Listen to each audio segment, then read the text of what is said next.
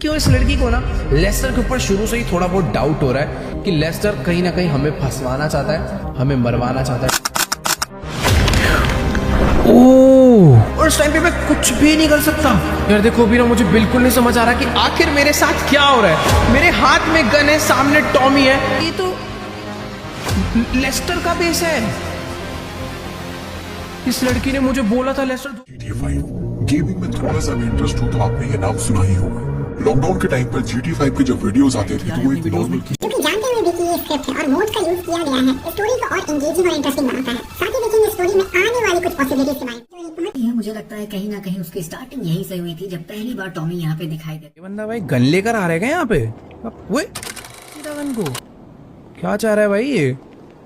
जहाँ टेक्नो इसके बारे में थोड़ा सा बात तो करते हैं लेकिन फिर ये लेते हैं, जो कि इनका एक पर्सनल स्टाइल है जिससे ऑडियंस को नोटिस भी हो जाए, थोड़ा सा हिंट मिल जाए एंड वो आगे एज रेफरेंस काम आए। उसके बाद के सीन में भी टॉमी बैकग्राउंड में दिखता रहता है। ये बात तो क्लियर लग रही थी कि इस बंदे का आगे अच्छा खासा रोल होने वाला है। तो अब बात करते हैं यार कुछ रिसेंट एपिसोड्स के बारे में, जहाँ पर ये इस छोटे से प्रेजेंट के बारे में थोड़ा सा ऑडियंस को हिंट दे देते हैं, जैसे की भाई याद रखना ये आगे देखने को मिलेगा।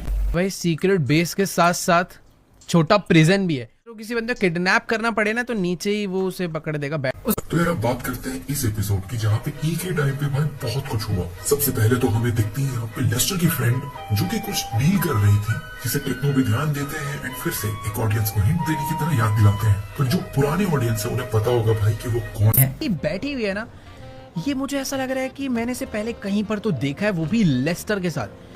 पता नहीं यार, इसे मुझे कहीं पर ये देखी देखी लग रही है, बट जो भी है इनके बीच में क्या डील चल रही है नो आइडिया।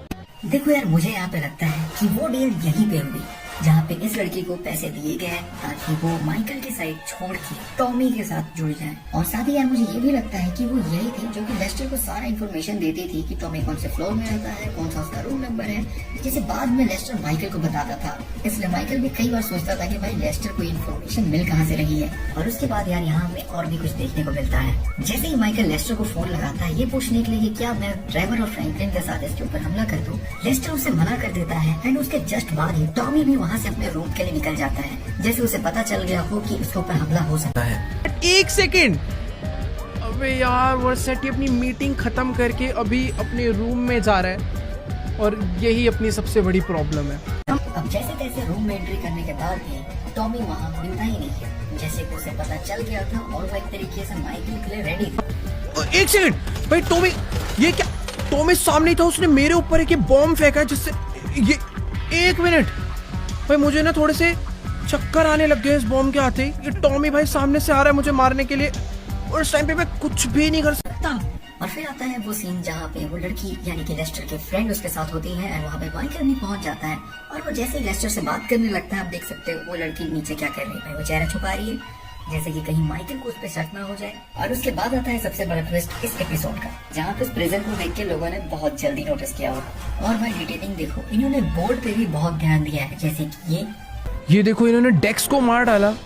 नेक्स्ट टारगेट है इनका माइकल डी सेंटा और उसके अगला टारगेट है निको बेलिक, जो कि यहाँ पे जब पहली बार प्लान किया जा रहा था तब नहीं था। तो पॉसिबिलिटीज की बात करते हैं। इस बोर्ड से ये तो क्लियर होता है कि निको बेलिक की एंट्री होगी, यानी कि GTA 4 का मेन कैरेक्टर भी आने वाला है। और मुझे लगता है माइकल और निको एक साथ टीम अप करेंगे, क्योंकि दुश्मन का दुश्मन दोस्त होता है।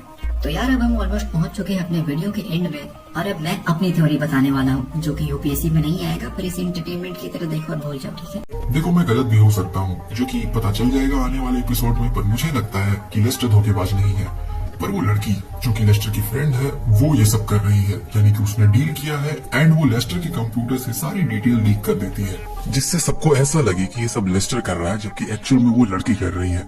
लेकिन रिसेंट एपिसोड 165 देखने के बाद लगता है कि लेस्टर ही एक्चुअल धोखेबाज है, क्योंकि उसने एक ऐसी गाड़ी दी जिसके ब्लास्ट होते ही माइकल की जान जाती, जो कि साफ साफ दिखाई दे रहा है। लेकिन ये क्या कर रहा है यहाँ पे? ऐसा भी तो हो सकता है लेस्टर के जाने के बाद इसने वो बम ब्लास्ट कर दिया हो। अब देखो यार सच क्या है ये तो आने वाले एपिसोड्स में पता चल ही जाएगा। हो सकता है मैं गलत हो जाऊं और लेस्टर असली धोखेबाज निकले।